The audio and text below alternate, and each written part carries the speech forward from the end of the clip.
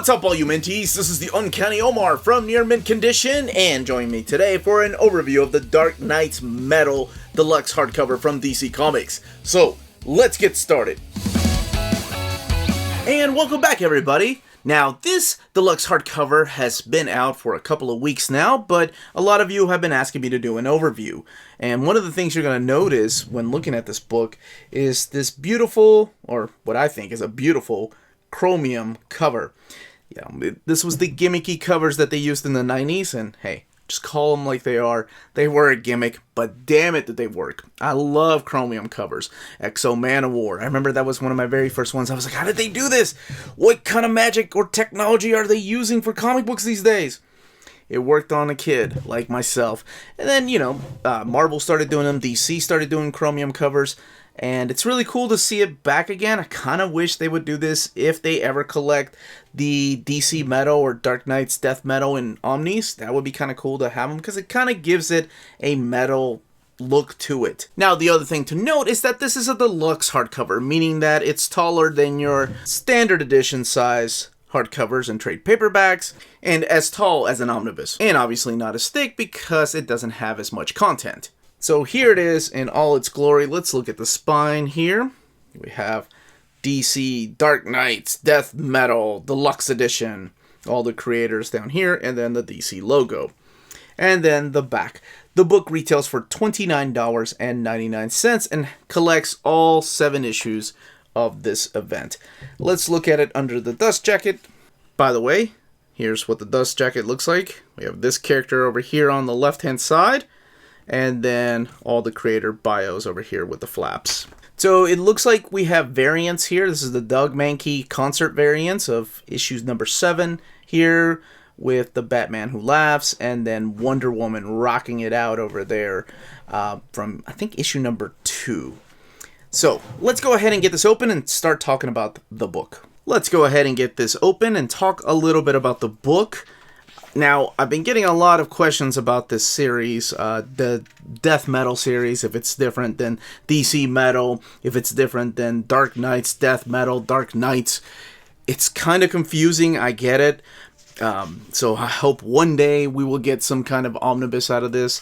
But, by the way, one thing I forgot to mention are the creators behind this particular event. You have Scott Snyder writing the book, Greg Capullo doing all the pencils, Jonathan Glapion doing the inks, and then Cofacencia, I assume the F might be silent, and then Tom Napolitano as the letterer. Here's your cover to issue number 1. All the covers had a Chromium cover to them, and one of the things I'm going to say right off the bat here is that the paper quality is not glossy paper. It looks like it's not really a matte paper. It's somewhere in between both of them. So it does have a little bit of a gloss finish to it, but it's also not as the thick glossy paper that they've used in the past in deluxe editions. It is thicker than the deluxe edition of Superman The Last Sun. Now, I'm going to talk just a little bit about a spoiler to set up this event, what we're talking about. It's not much of one, and it's not going to take away your enjoyment, but I always do like to tell people ahead of time that when I'm talking about spoilers. So just in case you have not read this and you want to go into this completely blind, I am going to talk a little bit about what happened in previous events that set up this particular event that's supposed to wrap up everything.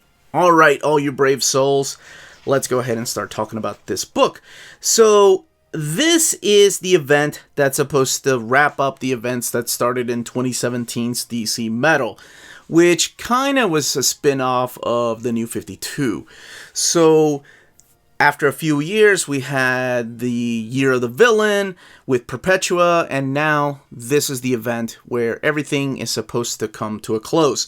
And honestly, after reading this, it feels like it's an event to put an end to all events, starting all the way back in Crisis on Infinite Earths. So it does have things from the multiverse. It's gonna have a lot of confusing things if you're just reading this and you have not read Scott Snyder's Justice League, nor the DC Metal that came out in 2017. but I think he does a pretty good job of catching you up to speed on what's going on. Because I haven't finished reading Justice League. We needed one more deluxe hardcover to finish out Scott Snyder's run on that book, and that sets up the events of this too. Now, I did read the DC Metal when that came out, as well as some of the miniseries that surrounded that whole event. So I'm familiar with the Batman Who Laughs, who this character is, and I did read some of the not Villains United, I'm sorry, Year of the Villain, which that omnibus sadly got canceled. As a matter of fact, Scott Snyder, the creator of this and also the writer on Batman, the New 52 era, did tease us for a few years that there was going to be a DC Metals omnibus. Perhaps they were waiting for this. Maybe they're going to be 2 omnis now with all the events collected within the omnibus. So this, again, is after Year of the Villain. It's after DC Metal. It's after New 52. It's after the Rebirth launch. And it takes place in this alternate future. Or, I'm sorry, this alternate reality. This is the DC. As a matter of fact, it tells you, no, seriously, this is the DC universe. Let me see if I can find it. Yes, Hell, formerly Themyscira, the DCU. Yes, the real DCU. So we're in Hell, which was formerly Themyscira.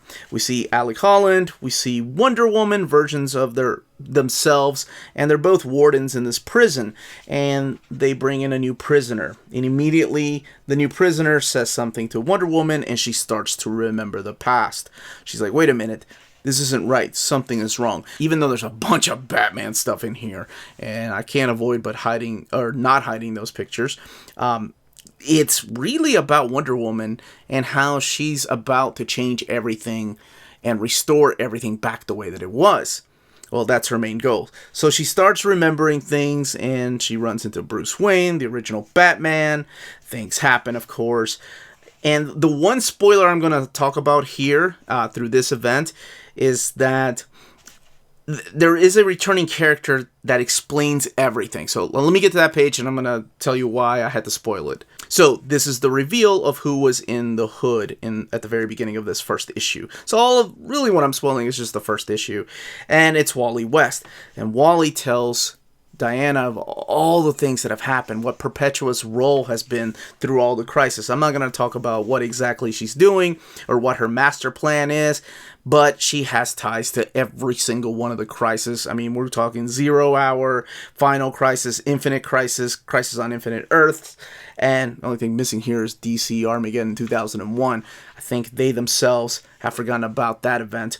So now she wants to restore everything the way it was. Now Perpetua has made her main general the Batman Who Laughs. And he's got all these minions, all these Batman, and then all these little Robins that are kind of like a mix between Robin and the Parademons. Alright, I'm going to flip a little more through here to make sure I don't spoil anything. I'm not going to go all the way through the back. It is a really fun event. I had a lot of fun reading it.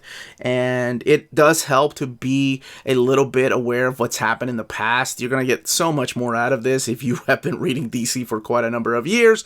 But like I said, that 2-page spread really catches you up with what the real deal behind all of this is. Why they are stuck in this particular new Earth Prime. So, and how they're going to go about restoring it. Even Lobo has a special mission for a secret somebody that he has to do. So it's really cool to see all these obscure characters also come back. And speaking of coming back, this is supposed to serve as the new kind of status quo after this for the DC Universe. So what happens after this, well, I mean, I'm sure most of you have probably heard of Future State and things like that. So at the end of this, you'll see if the multiverse still exists, if the Omniverse is still there, who's back from the dead, because there are some characters that return, who's gone for now. I don't want to say for good, but just showcasing some more of the artwork. But I did want to talk a little bit about the story. I do love all these maps that they lay out here. Look, Ambush Bug. Hell yes, that's awesome. So glad that they included him. Alright, I had to skip a few pages because I didn't want to show a few of the surprise reveals, which are really awesome. We have this new character here, and you can find out who he is and how he came to be by reading the book. Now, let's look in the back for some extras. This is why all the characters look different. Kind of like the way they look. And honestly, I came really close to buying some of the Todd McFarlane death metal figures because they look quite awesome. All the way in the back, we have some sketches from Greg Capullo. These are some designs and early designs. I love the chainsaw that Wonder Woman carries. The book, by the way, has 232 pages. This is Robin King, self-proclaimed Robin King, the Batman who laughs over here. And then we have, I love when they do the process of the artwork for the covers. So the little rough sketch, the pencils, the inks, and then the colors for the very first issue. And then, yes, that's what I thought. I thought these were the variants. I'm not sure if these had the chromium finish to them. Hey, Arthur. But this is what they look like here. That's an awesome piece. These are all done by Doug Mahnke. Now, let's talk about this binding. So the book does have sewn binding, but there is a little bit of glue down here. And for 232 pages, really, I mean, it lays over quite nice. Didn't have any issues with it trying to shut on you or anything. It's a beautiful book. This artwork here by Greg Capullo. Now, this is rumored to be the final thing that Scott Snyder and Greg Capullo are doing together. As far as the main DC universe, they may work on a DC Black Label book here and there. I'm not sure. I thought they were going to go do their own independent work for Image Comics. But yeah, I had a lot of fun with this. Let me know in the comments if you read it, what you thought of it. And hopefully, we'll get some omnis out of this, because I do not want to make a reading order of all these trade paperbacks, hardcovers, and deluxe editions. But that, as they say, is that. If you're interested in purchasing this book, don't forget to check out our sponsor, cheapgraphicnovels.com, your online source for collected editions up to 50% off retail price. Cheap Graphic Novels prides itself on excellent packaging, so your stuff gets to you in excellent condition, and they have amazing customer service. Check out their bargain deals for up to 90% off cover price. And for all you Minties that are watching, if you're a first-time customer, don't forget to mention that Near Mint Condition sent you their way for a promotional credit on free shipping on your next order. Now, this is only for U.S. customers. cheapgraphicnovels.com, your source for the hottest books with deep discounts, customer service, and excellent shipping that will keep you coming back for more. And that was the content, the page count, and the build of this deluxe edition. Let me know in the comments down below if you're picking this up, if you're still hoping that one day we will get an omnibus of both DC Metal and Dark Knight's Death Metal. Again, this was the Uncanny Omar. Please don't forget to hit that like button, subscribe if you haven't subscribed yet, ring that bell for notifications to let you know when our videos are going live. We can be found on Spreadshop and on Patreon. Amazing ways to support the channel if you can do so. And more importantly, everybody stay healthy, stay safe, and much love.